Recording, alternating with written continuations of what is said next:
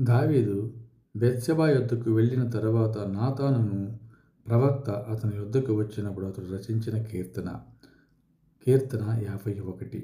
దేవా, నీ కృప చొప్పున నన్ను కరుణింపుము. నీ వాత్సల్య బాహుళ్యము చొప్పున నా అతిక్రమములను తుడిచివేయుము. నా దోషము పోవునట్లు నన్ను బాగుగా కడుగుము. నా పాపము పోవునట్లు నన్ను పవిత్రపరచుము. నా అతిక్రమములు నాకు తెలిసియున్నవి. నా పాపమెల్లప్పుడూ నా ఎదుటనున్నది. కేవలం నీకే విరోధముగా నేను పాపం చేసి ఉన్నాను.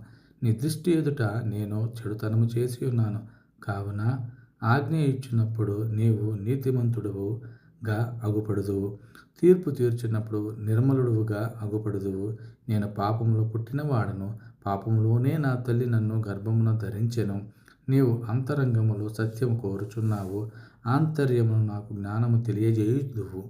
నేను పవిత్రుడనగునట్లు ఈ సోపుతో నా పాపమును పరిహరింపుము.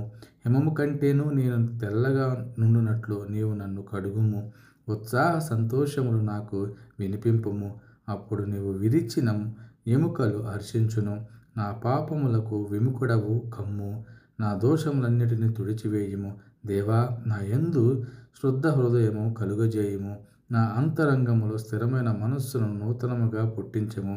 నీ సన్నిధిలో నుండి నన్ను త్రోసివేయకము. నీ పరిశుద్ధాత్మను నా యొద్ద నుండి తీసివేయకుము. నీ రక్షణానందము నాకు మరలా పుట్టించుము. సమ్మతి గల మనస్సు కలుగజేసి నన్ను దృఢపరచుము. అప్పుడు అతిక్రమములు చేయవారికి నీ త్రోవలను బోధించెదను. పాపులను నీ తట్టు తిరుగుదురు. దేవా, నా రక్షణకర్తయగు దేవా, రక్తాపరాధము నుండి నన్ను విడిపింపుము. అప్పుడు నా నాలుక నీ నీతిని గూర్చి ఉత్సాహగానము చేయును. ప్రభువా, నా నోరు నీ స్తుతిని ప్రచురపరచునట్లు నా పెదవులను తెరువుము. నీవు బలిని కోరువాడవు కావు. కోరిన ఎడల నేను అర్పించుదును. దహన బలి నీకిష్టమైనది కాదు. విరిగిన మనస్సే దేవునికిష్టమైన బలులు.